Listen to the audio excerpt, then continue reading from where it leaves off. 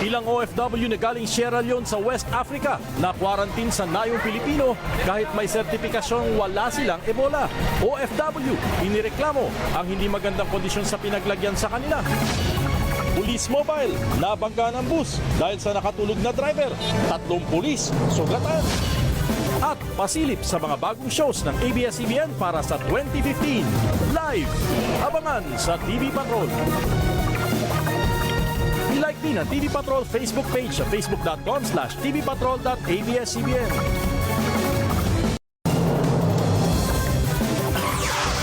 Bagyong Hagupit, mas lumakas pa habang papasok ng Philippine Area of Responsibility. Health workers na nag-aasikaso sa mga naka-quarantine na OFW galing West Africa, labas-masok umano sa facility nang walang sapat na protective gear. At Jody Santa Maria at Angelica Panganiban, nagpakitang gilas sa mga bagong papel na gagampanan nila sa remake ng teleseryeng Pangako Sa'yo. Abangan sa TV Patrol. I-like din ang TV Patrol Facebook page sa facebook.com/tvpatrol.abs-cbn.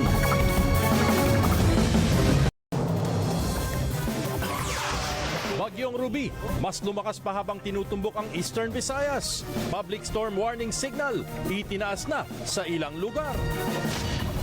PNP Chief Purisima at ilan pang opisyal ng pulis, sinuspindi ng ombudsman kaugnay sa ilang reklamo ng anomalya sa PNP.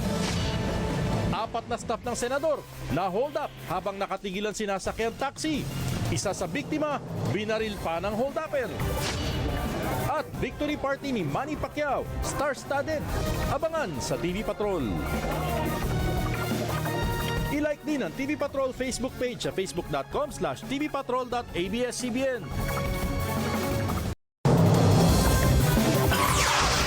Isa na namang taxi driver nang hold up ng pasahero sa QC.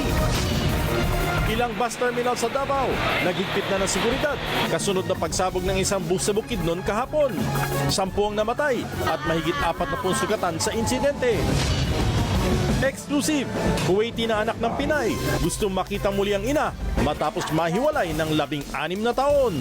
I miss you a lot and I need you in my life again. At Philippine Ascals, may death threats sa Thailand. Abangan sa TV Patrol. I-like din ang TV Patrol Facebook page sa facebook.com/tvpatrol.abs-cbn. New Bilibid person, ni-raid ng PNP, PIDEA at NBI. Selda ng isang convicted drug lord na diskubring may malaking TV, PlayStation at jacuzzi. Ilang grupo ng taxi operators at drivers balak magbigay ng 10 pisong diskwento sa mga pasahero. Libreng sakay ng MMDA para sa mga papunta sa airport, pumasada na. At kilalanin si Sofia Andres alias Kate, ang karibal ni Agnes K. Sander sa kilig seryeng Forevermore. Abangan sa TV Patrol. I-like din ang TV Patrol Facebook page sa facebook.com/tvpatrol.abs-cbn.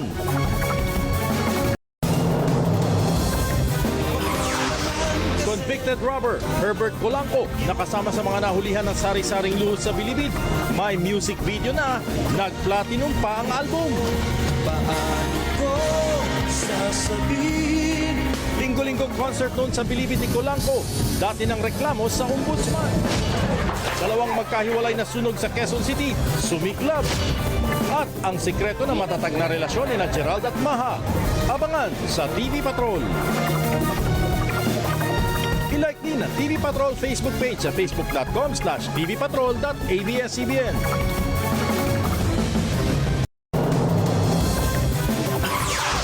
Pagpasok ng droga at baril sa Bilibid, ginagawa kapag may mga event at concert sa loob ayon sa NBI. Amerika, tiniyak na ihaharap si Pemberton sa korte pero iginit na hindi pwedeng ibigay sa Pilipinas ang custody nito. Pabrika ng foam sa Dasmariñas, Cavite, nasunog. At Coco Martin, umamin na nahirapan sa pag-arte sa pelikulang Feng Shui.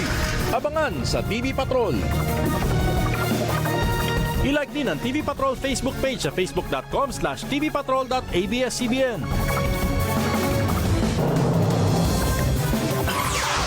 Pagpasok ng droga at baril sa Bilibid, ginagawa kapag may mga event at concert sa loob ayon sa NBI. Amerika, tiniyak na ihaharap si Pemberton sa korte pero iginit na hindi pwedeng ibigay sa Pilipinas ang custody nito. pabrika ng foam sa Dasmariñas, Cavite, nasunog. At Coco Martin, umamin na nahirapan sa pag-arte sa pelikulang Feng Shui. Abangan sa TV Patrol. I-like din ang TV Patrol Facebook page sa facebook.com/tvpatrol.abs-CBN.